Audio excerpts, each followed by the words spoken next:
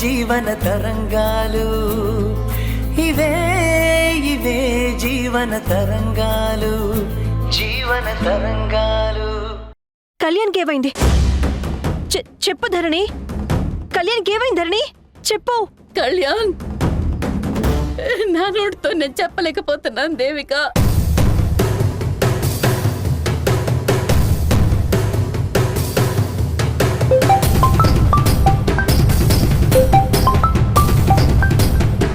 Hello, Kalyan గారి వైఫేనా?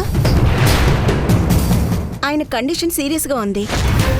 అర్జెంటుగా వేదశ్రీ హాస్పిటల్కి రండి.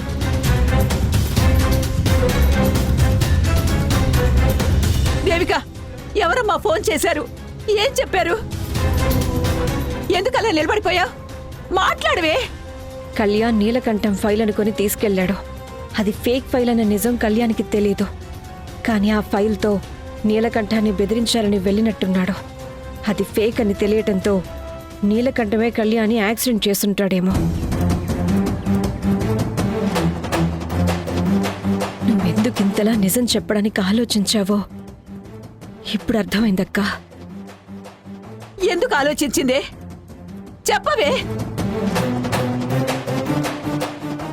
ఒకరైనా సరిగ్గా నిజం చెప్పండి. అసలు ఏం జరిగిందే? ఏమైందే? కళ్యాణ్కి యాక్సిడెంట్ అయ్యి హాస్పిటల్లో అడ్మిట్ చేశారంటమ్మా. ముందు కళ్యాణ్కి ఎలా ఉందో నేను చూసొస్తాను.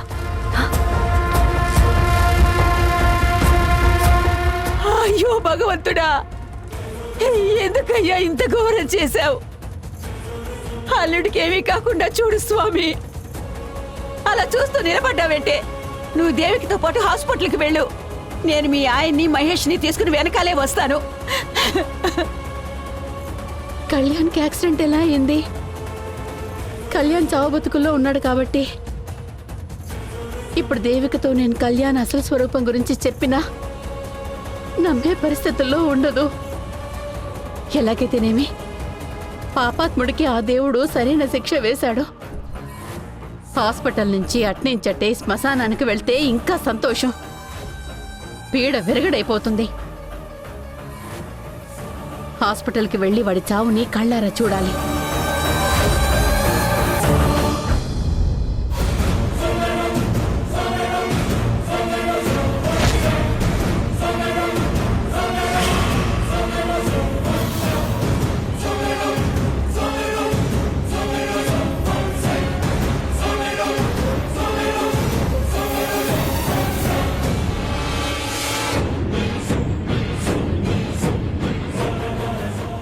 నర్స్, సార్, అర్జెంటుగా ఏ పాజిటివ్ బ్లడ్ అరేంజ్ చేయండి. అలాగే సార్. ఫాస్ట్. డాక్టర్, లోపల యాక్సిడెంట్ అయ్యి అడ్మిట్ అయిన వ్యక్తి నా భర్త కళ్యాణ్. ప్రజెంట్ ఆయన కండిషన్ ఎలా ఉంది? సీరియస్గానే ఉంది. ఇంకా స్పృహలోకి రాలేదు. కొన్ని గంటలు గడిస్తే గానీ ఏమీ చెప్పలేం.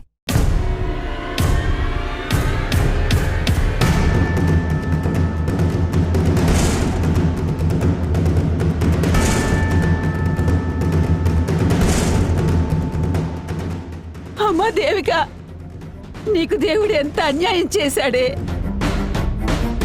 బంగారం లాంటి అల్లుడికి ఎంత ఘోరం చేశాడే. ఎవరి కళ్ళు పడ్డాయో ఏంటో, పచ్చని కాపురం ఇలా అయ్యింది.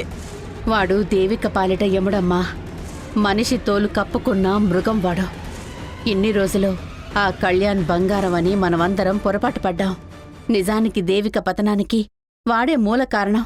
ఇలాంటి వాడిక్కడే చచ్చిపోతే దేవిక జీవితమైనా బావుంటుంది. ఎవరైనా యాక్సిడెంట్ ఎలా జరిగిందో చెప్పారా? అక్కడున్న వాళ్ళు చెప్పిన దాని ప్రకారం కారు స్పీడ్ కంట్రోల్ తప్పి చెట్టు గుద్దుకోవటం వల్ల యాక్సిడెంట్ అయిందని చెప్పారత్తయ్య. నీ పసుపు కుంకాలు గట్టివి దేవిక. నీ భర్తకేమీ కాదు. నువ్వు ధైర్యంగా ఉండమ్మా. దేవిక గారు, మీలాంటి మంచి మనిషికి దేవుడు అన్యాయం చెయ్యడు. కళ్యాణ్ గారు త్వరగా కోలుకుంటారు. మీరు ధైర్యంగా ఉండండి. కళ్యాణ్ గారికి హెల్త్ పరంగా ఏ అవసరం వచ్చినా మేము దగ్గరుండి హెల్ప్ చేస్తాం. అవసరమైతే మా ఇద్దరు రక్తం ఇస్తాం. ఆ దేవుడు కళ్యాణ్ గారిని క్షేమంగా బయటికి తీసుకొస్తాడు. దేవుడు ఒక్కోసారి ఒక్కో పరీక్ష పెడుతుంటాడు దేవిక. మనం ఎంత పోట్లాడుకున్నా నీ సౌభాగ్యం పదిలంగా ఉండాలని కోరుకుంటాం. నువ్వు ధైర్యంగా ఉండు. తమ్ముడు మంచిగా మన మధ్యలోకి తిరిగొస్తాడు. ధరణి, అలా నిలబడ్డావేంటే? నీ చెల్లెలు భర్త ప్రాణానికి ముప్పు వచ్చింది. అది పైకి గంభీరంగా కనిపిస్తున్నా లోపల భర్తకి గండం తప్పించమని భయంతో కోటి దేవుళ్లకు మొక్కుకుంటుంది. దానికి నువ్వు ధైర్యం చెప్పవే. కొంచెం మనసు కుదుట పడుతుంది. వెళ్ళు. అత్తయ్య, మీరు ఓదార్పు మాటలు చెప్తే దేవిక గారికి కొంత ధైర్యం వస్తుంది. ప్లీజ్ తనతో మాట్లాడండి. అమ్మా, నీకు చెప్పేంత వాణ్ణి కాదు. ఇలాంటప్పుడు కూడా పంతాలకు పట్టింపులకు పోయి దేవిక గారితో మాట్లాడకుండా ఉంటే ఎలా? నీ నోటితో కొంచెం సపోర్టింగ్ మాటలు చెప్తే తనకు భయం తగ్గి ధైర్యంగా ఉంటుంది. ఏంట్రా నాకే సలహాలిస్తున్నావా? అసలు నాతో మాట్లాడే యోగ్యత నీకుందా? నువ్వింట్లో ఉన్నా సరే నేనొక పరాయివాళ్లాగానే చూస్తాను. పరాయివాళ్ల మాటలకి నేను విలువివ్వను. ఆ దుర్మార్గుడు చచ్చాడు అన్న వార్త వింటే ఆ దేవుడికి 1000 కొబ్బరికాయలు కొడతాను. అలాంటి వాడు బాగుపడి మళ్ళీ దేవిక పక్కన నిలబడితే నేను చూడలేను. వాడి చావే నా చెల్లికి శ్రీరామ రక్ష. వాడు దగాకోరు అన్న నిజాన్ని చెప్పలేక, గుండెల్లో దాచుకోలేక నరకం అనుభవిస్తున్నాను. ఎలాగైనా ఈ సమస్య నుంచి బయటపడేసి దేవికకి నిజం చెప్పేలా చూడు స్వామి. అక్క ఇంటి దగ్గర ఒక ఇంపార్టెంట్ విషయం చెప్పాలని చాలా టెన్షన్ పడింది. కానీ ఇప్పుడేమో ఇంత మౌనంగా ఎందుకుంది? ఎందుకంటే కళ్యాణ్కి యాక్సిడెంట్ అయిందనే విషయం గురించి బహుశా కాదేమో. మరి ఏ విషయం చెప్పాలనుకుంది? దేవిక, కళ్యాణ్ గారికి ఏమీ కాదు. ఇక నుంచి నువ్వు ధైర్యంగా ఉండు. కళ్యాణ్కి ఎలా ఉంది? కార్ చెట్టు కుద్దుకోవడం వల్ల చాలా సివియర్ యాక్సిడెంట్ అయింది. తలకి బలంగా దెబ్బ తగలడంతో పేషెంట్ కోమాలోకి వెళ్ళాడు. కోమాలోకి వెళ్ళడం ఏంటి డాక్టర్? మళ్ళీ మామూలు మనిషి కాలేడా? మీరేం కంగారు పడకండి. ఇందాక ట్రీట్మెంట్ చేశాం. తను మళ్ళీ స్పృహలోకి వచ్చేలా చేశాము. ఇప్పుడు అతను out of danger. Thank God. అమ్మా, నువ్వు కాలమ్మ తల్లి, గండం తప్పించావు. తప్పకుండా నీకు మొక్కు తీర్చుకుంటానమ్మా. ఛ, మంచి ఛాన్స్ మిస్ అయింది. అయినా సరే నేను దేవికకి నిజం చెప్పిన తర్వాత వాడికి చావే గతి. దేవికనే గన్తో షూట్ చేసి పడేస్తుంది. ఈ యాక్సిడెంట్ వల్ల తనకి ఫ్యూచర్లో ఏమైనా ప్రాబ్లమ్స్ వస్తాయంటారా? అవునండి, అతనికి తన గతం సరిగ్గా గుర్తుండదు. కాకపోతే ప్రజెంట్కి సంబంధించిన విషయాలు గుర్తుంటాయి. గతం తాలూకా జ్ఞాపకాలు అప్పుడప్పుడు గుర్తొస్తుంటాయి.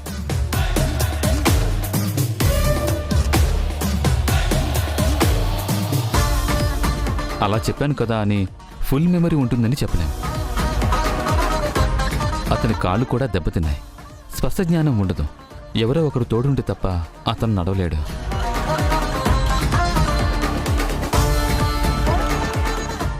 అయ్యో భగవంతుడా, ఎంత అన్యాయం చేసావు తండ్రి. నా బిడ్డ బతికి ఏం కావాలి? శ్రీరామచంద్రుడు లాంటి అల్లుడి జీవితాన్ని అల్లకల్లోలం చేసి నరకం చూపించావు కదయ్యా. ఇప్పుడు నా బిడ్డ కాపురం ఏం కావాలి?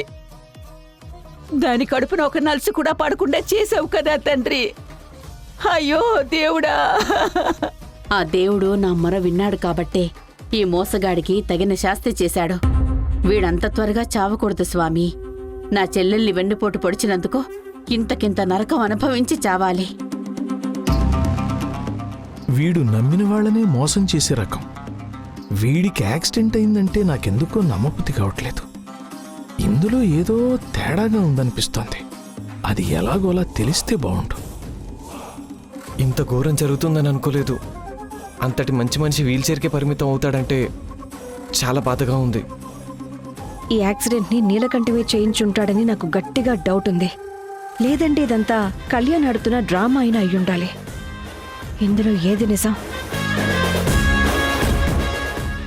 మేడం, పేషెంట్కి స్పృహ వచ్చింది. మీరు వెళ్ళి చూడొచ్చు. సిస్టర్, పేషెంట్ కేర్ షీట్ నేను చూడొచ్చా? Sure madam.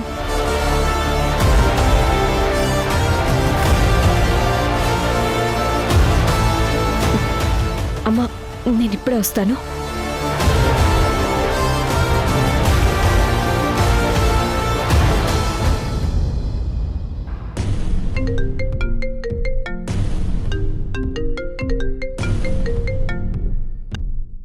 చెప్పు శివుడు. సార్ సార్ సార్ ఇందాకే కళ్యాణ్కి పెద్ద యాక్సిడెంట్ అయింది సార్. ఎవరి గురించి రాను చెప్పేది? అదే సార్, దేవిక గారి భర్త గురించి సార్. అవునా? ఇప్పుడు వాడి కండిషన్ ఏంటి? చావు బతుకుల మధ్య ఉన్నాడని ఇందాకే నా ఫ్రెండ్ ఫోన్ చేసి చెప్పాడు సార్. అబ్బా, గుడ్ న్యూస్ చెప్పావురా. ఆ తర్వాతొచ్చి డబ్బులు తీసుకెళ్ళి పండగ చేసుకో. ఆ ఈడియట్కి జరగాల్సిందే జరిగింది. ఇంత త్వరగా వాడు చావంచుల దాకా వెళ్తాడనుకోలేదు.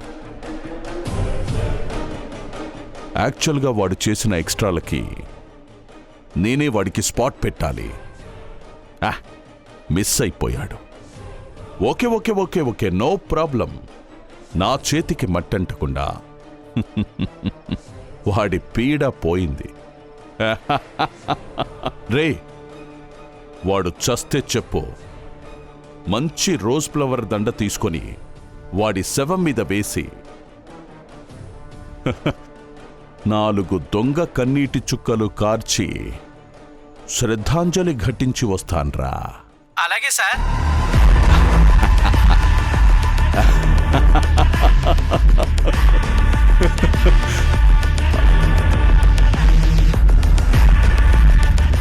కొంపతీసి కళ్యాణ్కు నాకు ఉన్న సంబంధం చెడిందని.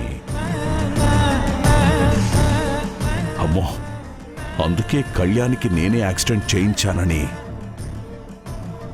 ఆ దేవికి అపార్థం చేసుకొని, అమ్మో, నన్ను అరెస్ట్ చేయించాలని చూస్తే నా పరిస్థితి ఏంటి?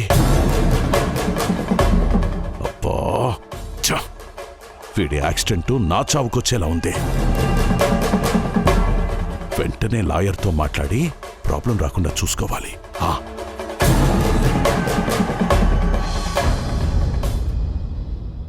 Excuse me, may I come in? Please come. కూర్చోండి. డాక్టర్, మా ఫ్రెండ్ ఉమా మీతో మాట్లాడనని చెప్పింది. ఇది నా భర్తకి సంబంధించిన కేర్ షీట్ డాక్టర్. ఈ కేర్ షీట్లో ఉన్న డీటెయిల్స్ ఒరిజినల్వా కావా అన్న కన్ఫర్మేషన్ కావాలి. ఓకే.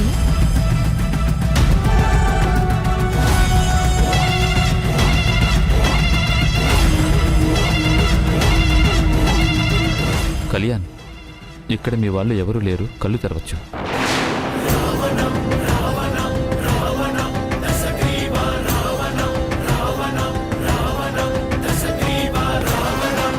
అంతా నేను చెప్పినట్టే చేశారు కదా డాక్టర్? అవును, ఎవరికి ఎలాంటి అనుమానం వచ్చే ఛాన్స్ లేదు. ఈ కేస్ డీటెయిల్స్ చూశాక ఈ పేషెంట్ కండిషన్ బ్రెయిన్ అబ్నార్మల్ కండిషన్లో ఉంది. అతనికి గుర్తు రావచ్చు, రాకపోవచ్చు. బాడీ పార్ట్స్ కూడా స్పర్శ జ్ఞానాన్ని కోల్పోయాయి. మీలాగే 2 రోజుల క్రితం యాక్సిడెంట్తో వచ్చిన ఒక పేషెంట్ తాలూకా డీటెయిల్స్ మొత్తం మీ పేరు మీదకి మార్చాను. మీ ఇద్దరి హెల్త్ ప్రాబ్లమ్స్ దాదాపుగా మ్యాచ్ అయ్యాయి. చాలా థ్యాంక్స్ డాక్టర్. మీ రుణం ఉంచుకోను. మీరు ఎక్స్పెక్ట్ చేసిన దానికన్నా ఎక్కువ అమౌంట్ అందుకుంటారు. Thank you. అన్నట్టు నేను మీ వాళ్ళతో మీ హెల్త్ ప్రాబ్లం గురించి చెప్తాను. మీరు కూడా అదే ఫాలో అవ్వండి. మీకు గతం అప్పుడప్పుడు మాత్రమే గజని ఇలా గుర్తుకొస్తుంటుందని, మీ 2 కాళ్ళు కూడా పూర్తిగా చచ్చిపడిపోయాయని. మీ వాళ్ళ ముందు నేను చెప్పినట్టు యాక్ట్ చేస్తే చాలు, మిమ్మల్ని ఆ బ్రహ్మదేవుడు కూడా పట్టుకోలేడు. డాక్టర్, ఇంకొకసారి బాగా చూసి చెప్తారా? అక్కర్లేదు. ఈ కేసు డీటెయిల్స్తో రీసెంట్గా ఏ పేషెంట్ కూడా చుట్టుపక్కల హాస్పిటల్లో అడ్మిట్ అయినట్టు డేటానే లేదు. ఒకవేళ అలా ఉండుంటే ఆల్రెడీ మాకు తెలుసుండేది.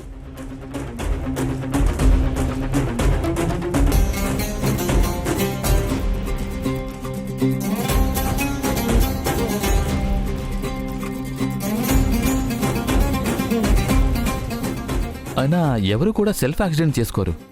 మరి మీరెందుకు అంత రిస్క్ చేశారు తెలుసుకోవచ్చా? కోటి కోసం కోటి విద్యలు డాక్టర్.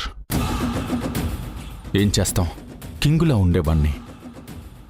బ్యాడ్ టైం స్టార్ట్ అయ్యి ఇదిగో ఇలా బెడ్ మీద పడున్నాను. నేను సర్వైవ్ అవ్వడం కోసం పడుతున్న పాటలు ఇవి. మీతో షేర్ చేయలేను, కానీ మా వాళ్ళు ఎలాంటి క్రాస్ ఎంక్వైరీలు చేసినా దొరకకుండా చూసే బాధ్యత మీదే. మీరు కంగారు పడకుండా రెస్ట్ తీసుకోండి. ఓకే కళ్యాణ్. దేవిక, మీ అక్క ధరణికి నా సీక్రెట్ మొత్తం తెలిసిపోయింది.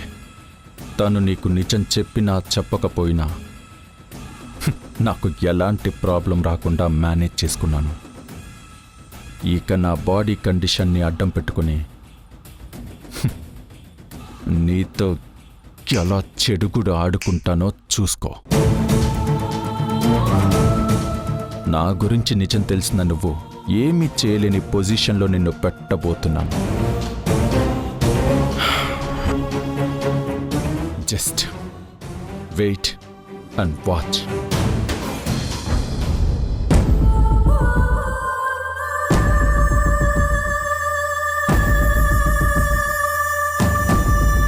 ఈ చేతికైన గాయం కన్నా కీర్తి నా మాట వినట్లేదన్నది నాకు హై బీపీ వచ్చేలా చేస్తుంది. ఇది నాకు అవసరమా?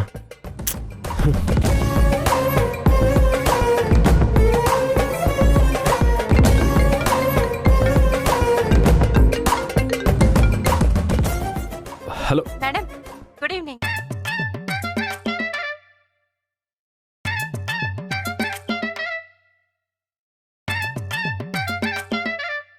నా ఫోన్కి కాల్ చేసి మేడం అంటుందేంటి?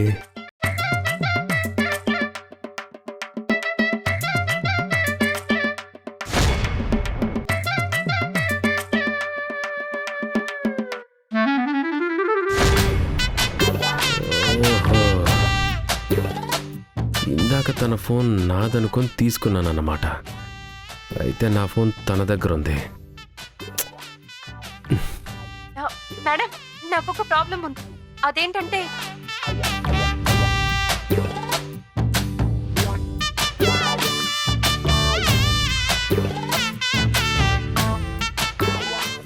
ఫైనాన్స్ లెక్కలే సరిగ్గా తెలియవు. ఇక నీ లెక్కలేం చెప్తాను?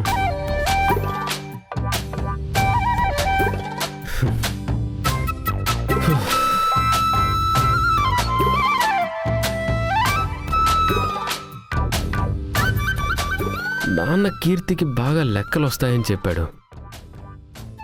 కీర్తి కాలేజీలో ఇచ్చే జీతం ఏదో నేనే ఇస్తే పోలా?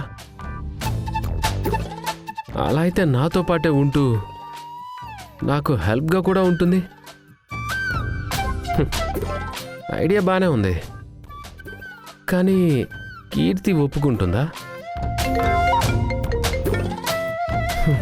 హాయ్ మేడం, నా పేరు రాకేష్.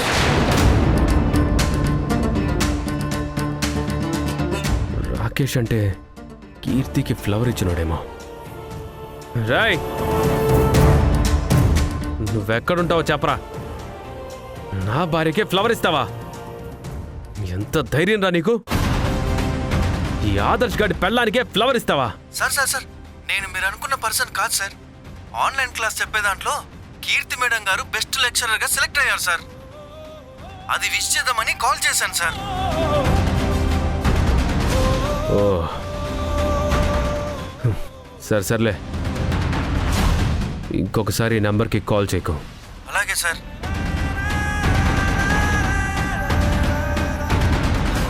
ముందు ఈ ఫోన్ మారిస్తే తప్ప ఈ తలనొప్పి పోదాం.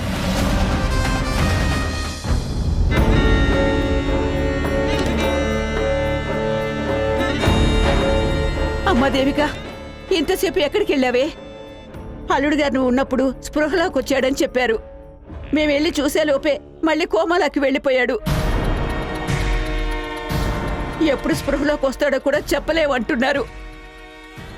నీకొచ్చిన కష్టం పగవాళ్ళకు కూడా రాకూడదమ్మా. తమ్ముడు నడవలేకపోతాడు అన్నది తలుచుకుంటే మాకే గుండె బరువెక్కుతోంది. పాప భారీగా నువ్వెంత బాధపడతావో. గుండె నిబ్బరం చేసుకో దేవిక. పేషెంట్ స్పృహలోకి వచ్చాడు. మరి కొద్దిసేపట్లో పేషెంట్ని వేరే రూమ్కి షిఫ్ట్ చేస్తాం. అందరూ ఒకేసారి కాకుండా ఇద్దరు మాత్రమే లోపలికి వెళ్ళి పరామర్శించండి. ఒకటి గుర్తుపెట్టుకోండి, పేషెంట్ని డిస్టర్బ్ చేయొద్దు. అమ్మ దేవిక, ముందు నువ్వు వెళ్ళమ్మా. ధరణి, నువ్వు కూడా దాంతో పాటు వెళ్ళవే. మీరిద్దరు వెళ్ళండి, వెళ్ళు.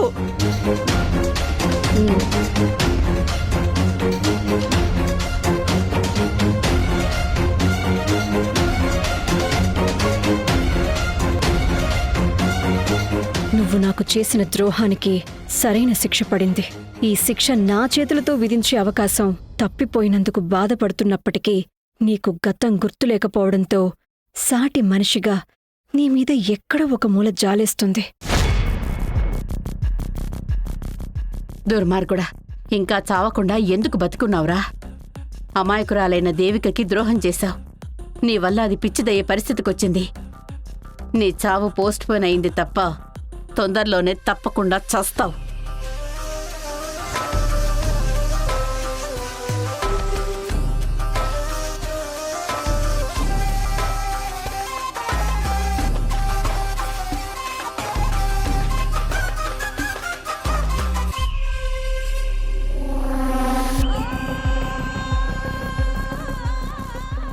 వదిన గారు, నా గురించి రహస్యం మీకు తెలిసినా నన్నేమీ చేయలేరు. నేననుకున్నది సాధించే వరకు నా నుంచి దేవికని ఎవ్వరూ కాపాడలేరు. నన్ను దేవిక నుంచి దూరం చేయలేరు. ఇప్పుడు మీ చెల్లెలు నాకే ఎదురు సేవలు చేయాల్సిన పరిస్థితి తీసుకొచ్చాను. నిజం చెప్పి నీ చెల్లెలి కాపురం పాడు చేయలేవు. అదే నీ వీక్నెస్. నీ వీక్నెస్సే నా స్ట్రాంగ్ పాయింట్.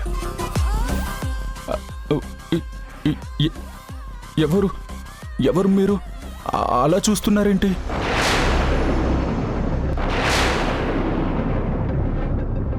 నువ్వు నాకే ద్రోహం చేసి మంచివాడిలాగా నటిస్తున్నావని నాకు తెలుసు. నీ బండారం మొత్తం బయటపడింది. ఎంత చేసినా నిన్ను చంపకుండా ఎందుకు వదిలేశానో తెలుసా? నీకు నరకం అంటే ఎలా ఉంటుందో ప్రత్యక్షంగా చూపించాలని.